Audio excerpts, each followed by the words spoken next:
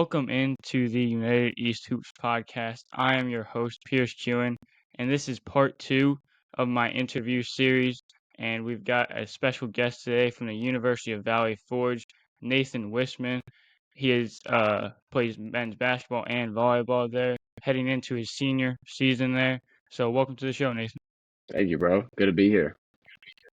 Of course. So you are the student athlete.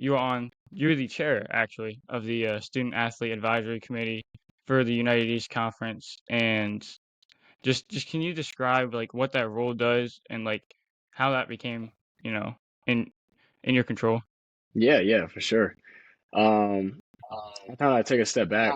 Um, to my sophomore year of college here, I ended up being the treasurer for the Student Athletic Advisory Committee here with UVF. And so from there on, I was able to kind of move up with that. But I was also a conference rep at that time as well for the Student Athlete Advisory Committee for United. Well, at the time it was CSAC before United East was merged. And so going into my junior year, I actually moved up to being president for UVF for the Student Athlete Advisory Committee, which was dope. And in that time, I was able to, build more connection with them. And, at that time, United East had merged with CSAC. So it was kind of a big transition for us all, as well as now we're about 17 schools, I think now. But again, building those connections, and the commissioners were actually able to come down to our school one day, talk about SAC and be able to check it all out. And at the end of last year, lucky enough, they offered me like a spot to nominate myself for it. And so it kind of just developed from there, and was able to be the United East chair, SAC representative as well, and be able to lead that group. And as well be able to also lead on the national level now, is the NCAA Division III SAC representative for United East, which has just been great. And being able to build those connections and learn more about like truly what it looks like to lead in those positions and what SAC is, and being that in between with the schools and with the liaisons and that kind of thing. It's just been a great experience to be able to build those connections and stuff. So Yeah, so you mentioned, it was at the national level now. mhm, I want to ask you, like, I've recently seen, you were up in Indianapolis mhm. for a couple meetings and stuff like that. I just want to know, like, what were some of the topics that discussed there, and just how was the week there? Yeah, Me. we went up for the weekend. So this is so as a national SAC rep, I have a 2-year term. I'm in year one right now. I go to 4 meetings a year, 1 online, 3 in person, and they flew us out to Indianapolis this summer in July, which was so cool. Being able to go there, be at the headquarters, and to see all of that. But we had lots of meetings throughout that weekend. It was funny. I actually got in. I finally probably went to sleep at about 4:15 in the morning after a bunch of flights and everything was delayed when Microsoft shut down. And I woke up at 7 a.m. and had an 8-hour meeting, and it was kind of rough, but we made it through. But being able to meet with some really cool people, being to speak with the Division III vice president, being able to speak with NCAA president Charlie Baker, and that kind of stuff, and just discussing some big topics and stuff that are kind of going on with NCAA now. I know a lot of people know about student athlete employment, how that's kind of been a big thing recently, and trying to tackle that in the best way possible as that's growing and getting bigger, but really just kind of focusing on like what we're doing with that, and as SAC, like how our voice matters in a sense, taken from our conference and all the institutions, and taking what they believe is true with it all, and bringing it all back and helping try to lead all of Division III in that way. And that kind of thing. Obviously, too, sports betting is a big thing, talking about that and the impact of that, as well as some other cool details with NCAA championships and stuff like that. And just being able to connect with them has been really cool, and have those connections too. At lunchtime, the second day of meetings, I was actually able to have like a 40-minute conversation with, or like 35, 40-minute conversation with the vice president NCAA, vice president Division III. Sorry.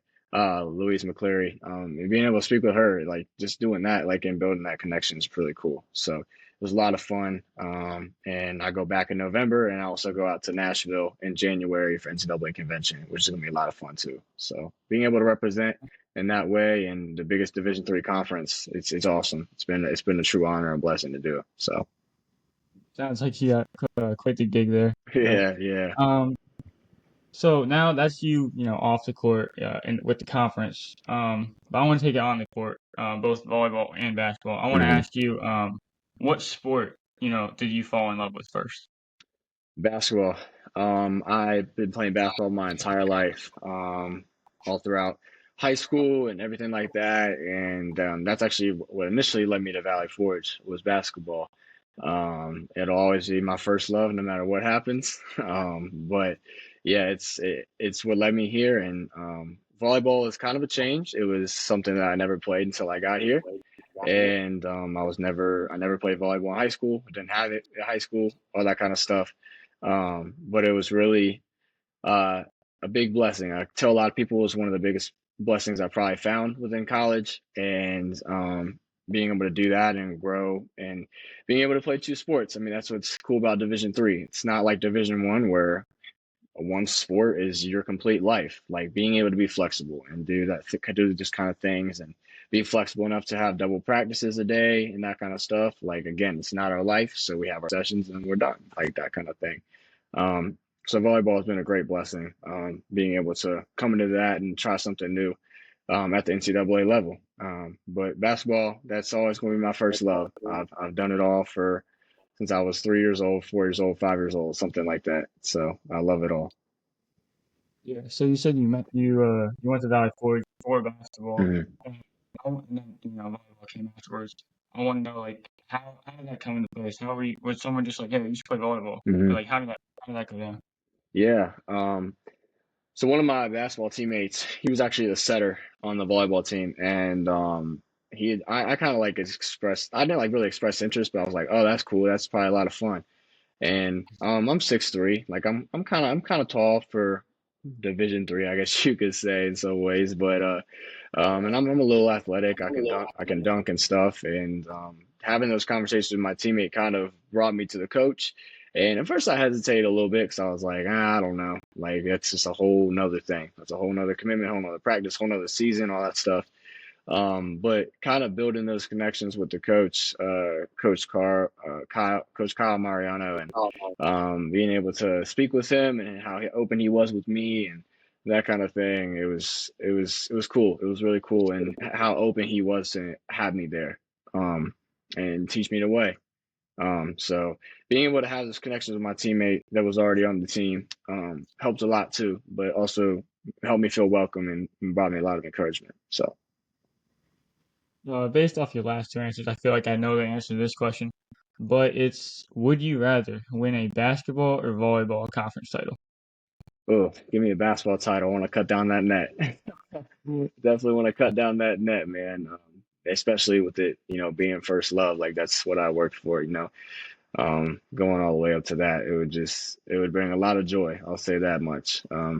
Be pretty much an indescribable feeling, I feel like. So, yeah. So, I know I did some research on volleyball season Mm-hmm. because obviously I know how long basketball is. Practices in October all the way to Mm-hmm. February, maybe March, depending on Yeah. making March Madness. But like, how do you how do you handle like multitasking? Because Mm-hmm. I know volleyball, the games they overlap for about a month. Mm-hmm. And obviously practices would too. So how do you handle both sports as well as being a student? Yeah. Um, what I always tell people is when I handle this, like these two at one time, like the biggest thing obviously is time management. But you can manage your time, but what's important is how intentional you are with managing your time, right? Like if you're not intentional with every second, every minute of the day, like you have to plan it out. And for me, every single day, like I'm gonna take every minute with intention. And if I have time to get work done now, I'm gonna get work done now. If I don't, then if I have something else to do, I'm gonna go do that. Like it's just all about that. Because yeah, as you said, there's days where there's overlaps. Volleyball starts in January as soon as classes start up, And even there's even non-traditional volleyball too. So during the fall, we got like 2 practices a week and things like that too. So being able to manage your time well with that, especially when there's days I do have double practices, I'm in the gym 4 hours a day, that kind of thing. I've gotta really plan it out, like plan out the schedule, write things down. I know a lot of us don't like to write things down, but man, I use my notes app more than any other app. I feel like nowadays, trying to plan it all out. But there are double practices. Sometimes there's 2 games in one day. And when there's 2 games in one day, we kind of look at it and analyze this. Okay, where am I going to benefit more on this day? For example, there was one day we had a conference game against Clark Summit for basketball, and then we had it was like a non-conference volleyball game. So that day I went to the conference game for basketball. So it just depends, like like what's more important. And volleyball comes during conference play for basketball, so like 10 times out of 10 going to the conference game, of course. So that kind of thing. So, but again, manage the time. Don't overload yourself. It's important to obviously take a full load of classes. You have to, as a student athlete, you have to be a full-time student, but take every minute, take every second with intention. That's all about. So Freshman year at Valley Forge, you were on the JV team there, and second year, you were on varsity and actually started the first half of the season, and played in every game. Senior year, or junior year, excuse me, you you ended up playing the whole season too. So in a playoff run. So what was like the biggest improvement you made from year 1 to 2 to 3? yeah, I think it's all about for me it was like really like kind of looking at every aspect of my game and dissecting it and you can look at the big picture, but it's also just so important to dissect each part of your game that needs improvement. So freshman and sophomore year, I think the biggest thing that did help me was experience. I kind of look at my sophomore year as like a year one for me since it was first year on varsity.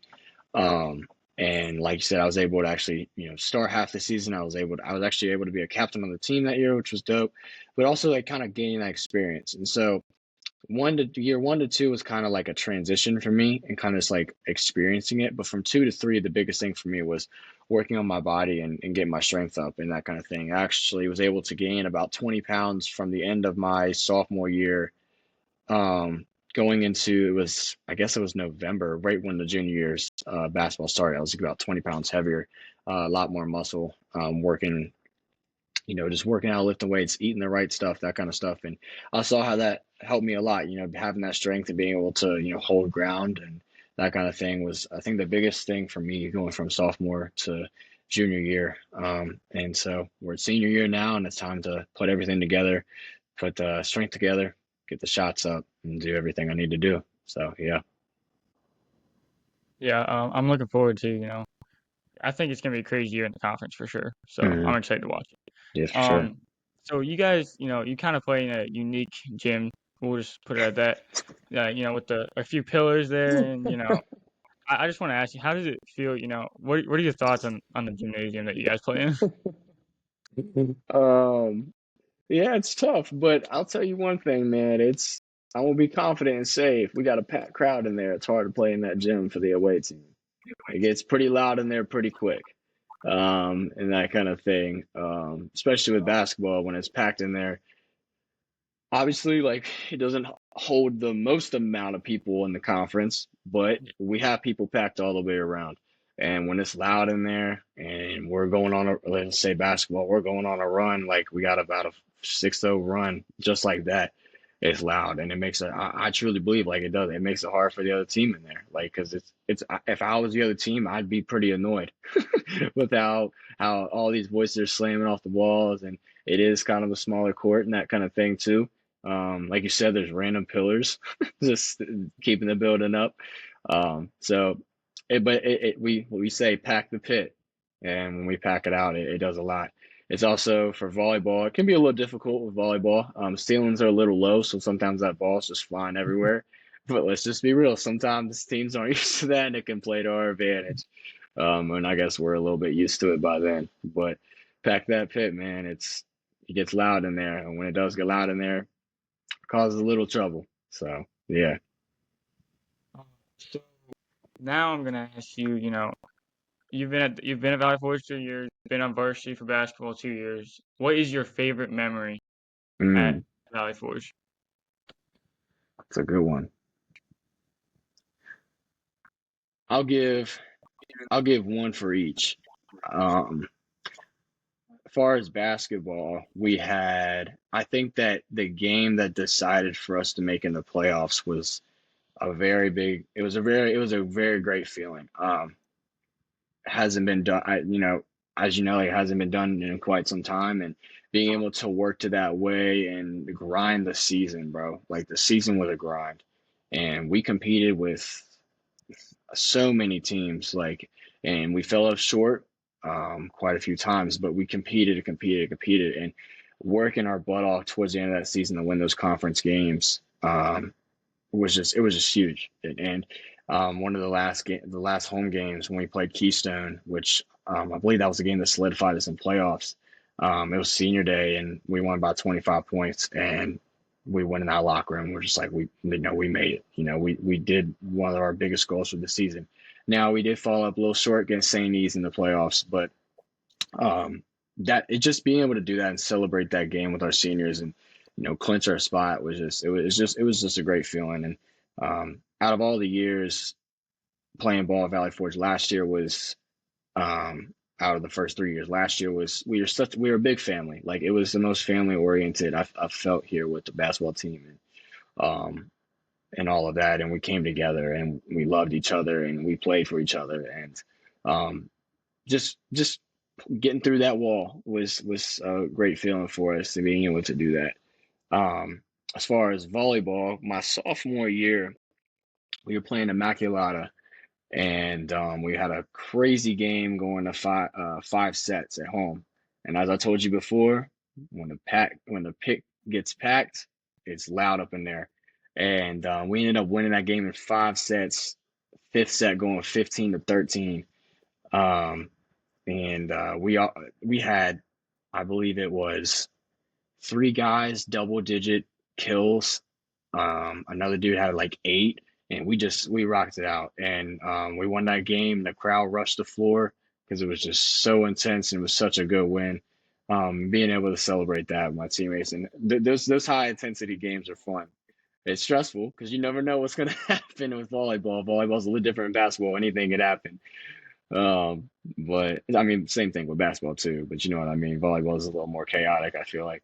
Um, but yeah, just being able to have that feeling too, it was a lot of fun and to be able to see our team succeed and everyone really show out when it mattered most. It was pretty cool. So Looking back on your schedule last year, you guys had a lot of close, tough losses. You played a lot of the good teams in your division in the conference. mhm. Like really close, down to the wire. And you got over the hump a few times late in the season. Obviously, like you said, Keystone, that one wasn't too close, but Yeah. you had a few close games. Won, some lost. Just when how is it like playing in so many close games? Like, what was your mindset like? Mhm. Because you guys, you played against everybody in the division, and you played all of them tight at least once. So just like, what was the mindset? Yeah. Um, a big thing, dude, is like next play mentality. Like if you make a mistake, like we just have to get it back. Like that's what it is. And kind of playing like every possession is the last play of the game. Like literally every single possession you have to play. Like you got to stay poised. You got to stay calm. It's a 40-minute game. Like and just being real, like it's hard to win college games. Like you can't like you it's hard. Like you can't just walk into a game and just dilly dally and goof around. Like you know what I'm saying? Like it's tough to win college games. So it's like being able to just come in with intention and taking every play as the last play of the game. And like I said, if a mistake is made, you just got to get it back. Like next play mentality, can't dwell.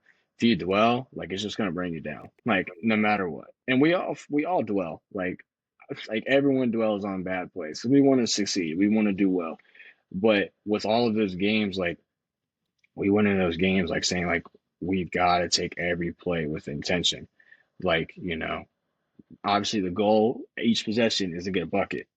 We don't want to turn the ball over. We ain't trying to miss a shot. That kind of thing that we have in front of us. So, taking those plays with intention and looking towards the goal through it all.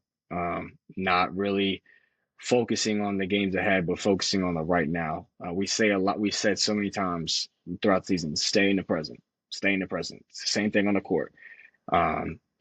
You make a shot, stay in the present. Shot's over with. What's the next thing you got to do? You miss a shot, stay in the present. What you got to do? Get back on D, get it back. So staying in the present is huge. It's the biggest thing we've been doing and try to focus on too. So, All right. So I'm gonna give you 30 seconds to all right, bet. answer as many questions of these as you can. Okay. So I'll just start. Jordan or LeBron? Mm. Can I say both? Jordan or No. LeBron? I'm gonna go with Jordan right now. Favorite basketball shoe? Kyrie's. Best gym in the conference besides yours? Best Jimmy Conference had yours. I didn't say Harrisburg. I haven't played there, but it looks dope. Favorite cheat meal? Cheat meal. Pizza. Uh, Athletic brands: Nike, Puma, Nike. Under Armour. All right. So thank you for coming on to the show today. I really appreciate you doing this. Absolutely. So good luck next season, man. Thank you, bro. I appreciate you having me, man. Of course.